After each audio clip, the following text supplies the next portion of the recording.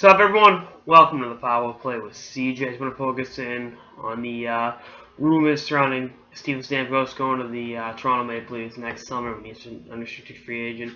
Obviously, we've talked about him and Anze Kopitar having not signed long-term contracts with their respective teams, and I thought both deals would have been done by now, and really just a tough thing for LA and San Diego. I think Kopitar still could get done in the next 2 weeks before camp opens in Los Angeles. But Stamkos' deal is a little trickier. We already talked about how the salary cap and the Canadian dollar, or the depreciation of the Canadian dollar, more specific, have really made it tough for teams to re-sign their guys, and without taking a big time risk on the fact the cap could very well go down 10% in the next couple of years, with player salaries going up, which is not an ideal situation to be in. And Steve Yzerman's one of the best in the game, and he's obviously keeping his eye on that. Having said that, you give Steven Stamkos what he wants to keep him. Shoe on the other foot. A year ago, I thought this was crazy, and I think if me from a year ago watching right now, it's not pummeling the hell out of me right now. But I think Stamkos wants to play for the Leafs. I really. There's just something with that situation, and they're not the Leafs of a few years ago. They have smart hockey people making hockey decisions. They don't have people that epitomize ineptitude making all the calls. They've had some decent drafts. They have some cap room. They've made some decent trades. Yes, they're going to bottom out this year, but they would have sucked with or without Castle. They might as well really suck.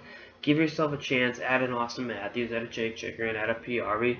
And then, if Stammer does get to free agency next July, be like, look, we got this kid, we got Marner, Nylander, Kapanen, we got a lot of young talent. Come play for us, see what happens. I mean, I'm a Morgan Riley guy. I think he's a hell of a player. Guys like that on the back end, it's like, come on, Steven.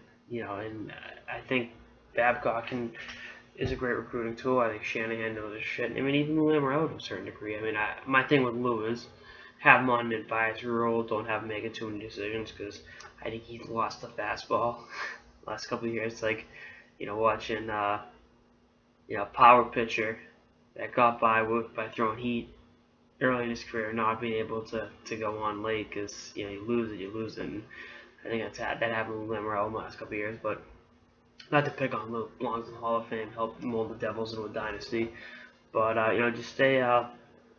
It's not. I'm not gonna say it's not an ideal situation for the Lightning, because they've got a great team. They've got a great chance at winning the Stanley Cup this year. You were 2 wins away from winning the Cup last year, so you can sell that to Stamkos. Tampa's great. No state income taxes in Florida. You have a bevy of reasons to keep him, and I think at the end of the day he ends up staying. But the Leafs, with every passing day, look more and more attractive. And, the way they opened up cap space between moving Clarkson, moving Castle, getting some decent assets back, more so in the Castle trade than the Clarkson trade. Nathan Horton will, in all likelihood, never play again. They've really positioned themselves to be a team on the rise, and you add one of the best goal scorers in the game, who happens to be, a Toronto area native. We're talking business. So, I think it comes down to either staying in Tampa or going home for Stammer. Kind of like LeBron a couple years ago, I didn't see LeBron leave Miami, but he went to Cleveland, went home, and, had a pretty good run. So, we'll see what happens. Something about leaving Florida for your hometown team, as cliche as that sounds. So, we'll see how it all shakes up. Anyway, that's like this episode of the Power Play with CJ. Stay tuned for episodes throughout the offseason and beyond. Later, guys.